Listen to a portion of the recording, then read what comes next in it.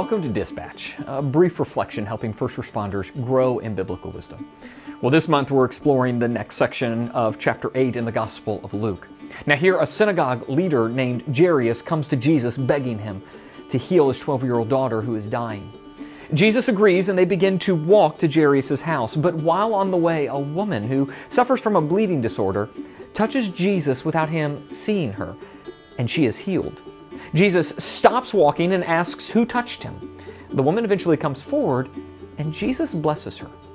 But during all of this, Jairus is standing there anxious because every minute that they stand still is a minute closer to his daughter dying, and then it happens.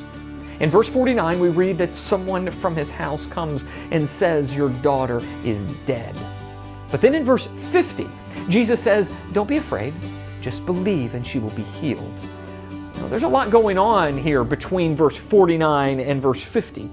Between those verses are hopelessness and struggle, as well as a call to hope.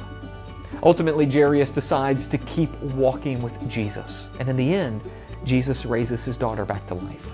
Now, I think this story can have application for you as first responders at a personal level. Although I think you're heroes, I also know you're human, and you face struggles like anyone else. You put yourself in danger often, and you care for people who are often unlovable. But at the end of the day, you go home and you pay bills. You browse Netflix and YouTube for something to watch. You eat dinner and you mow the grass. You also have moments when you worry about your loved ones or you face personal struggles that seem insurmountable. You face moments like Jairus faced in verse 49, hopelessness and struggle. But Jairus didn't stay in verse 49 and he didn't give up. He trusted Jesus in verse 50 and he kept walking. I'm sure that some of you are living between verse 49 and 50 right now, or you will be at some point in the future. You're struggling and it's affecting you personally. My message to you is to not lose hope and keep walking with Jesus. Now, this doesn't mean that life will turn into rainbows and unicorns, but it does mean that you can keep moving forward through the struggle. Now, practically, you can get up tomorrow, make your bed, go to work, come home, and take care of what needs to be taken care of, and then do it again the next day. And while you do this, you keep asking God for help, trusting that He is with you no matter what.